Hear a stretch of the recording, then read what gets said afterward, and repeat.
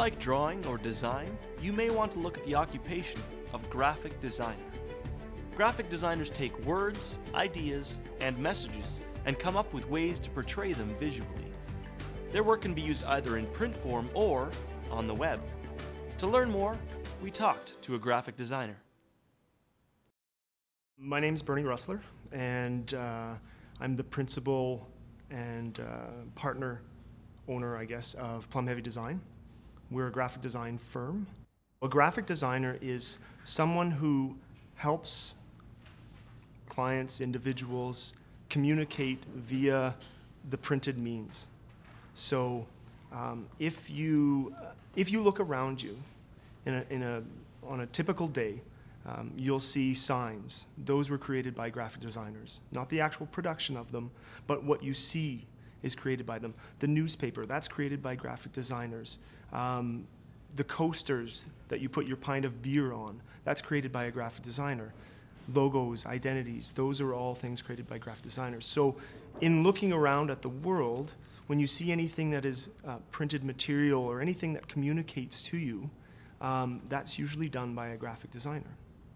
Some parts of graphic design fall, I guess, within information design. So forms, creating the usability behind forms. I guess we're going back to the idea that graphic design is the creation through word and image, some sort of communication.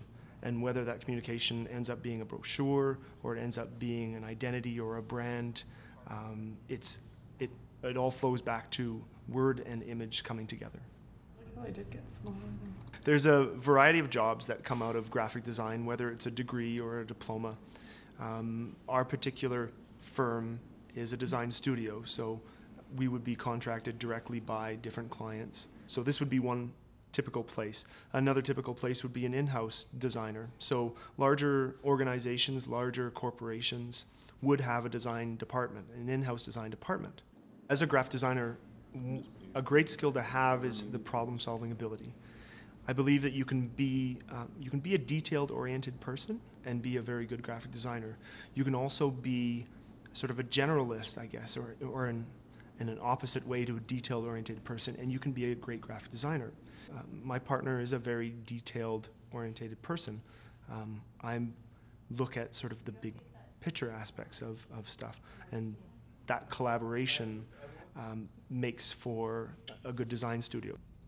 As long as you're a problem solver, as long as you question every aspect of a particular problem and come at it from different ways and different angles, that sort of a skill set, that mindset, I think is a good trait for a graphic designer to have. When we look at the path of a graphic designer, typically coming out of university or a college, you're a junior designer.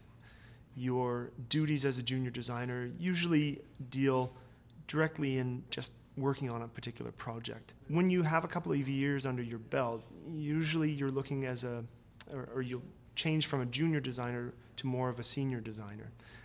In that role, you still have the same understanding technically, understanding on the idea side, but now you're dealing with clients, you're managing projects a little bit more, managing timelines, so your responsibility has increased within a particular project. From a senior designer, you can move up to sort of two different aspects. One is a creative director, the other one is an art director. If you were looking at a career in graphic design, understanding where the industry is at that point, I think, is probably the first thing you should be doing. Finding out who's a graphic designer in the local area, typically what type of work are they doing, and then how those people got there, whether they went through university, they got a diploma from somewhere. So, what was your weekend? I guess a typical week as a graphic designer would be having a Monday morning meeting. You're sort of setting out what it is that you're going to be doing that week. You may have 7 jobs, you may have 10 jobs, you may have 15 jobs on the go. They don't all need to be worked on in that week, but you need to be preparing for how you're going to just break up your days. And you've got to be managing sort of timelines with a job, managing expectations of a client, and then getting down to the business of graphic design, which is actually, working on the computer or sketching or pushing through a project.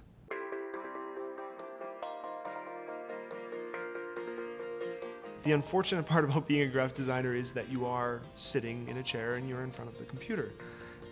You have the opportunity to get up, walk around, get inspiration, and that may be walking down the street, getting a cup of coffee, walking in the park. You can find inspiration pretty much everywhere.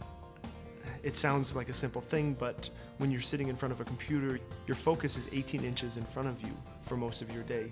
So I typically like to find something that expands that focus. So getting out mountain biking where I can be looking at a faraway horizon, I can be looking at a vast landscape, something that brings me back to that, balance, that work-life balance. The reason that I believe I made a great choice in being a graphic designer is because it suits my lifestyle. It fits in with exactly who I am and how I want to live my days. To become a graphic designer, you will typically need 3 to 4 years of post-secondary study. If the occupation of graphic designer interests you, there's more information available, including educational requirements and salary ranges in the occupational profiles on ALICE. You may also be interested in the related occupations of animator, illustrator, or web designer. Learn more on the ALICE website and make the most of your future. Visit us at alice.alberta.ca.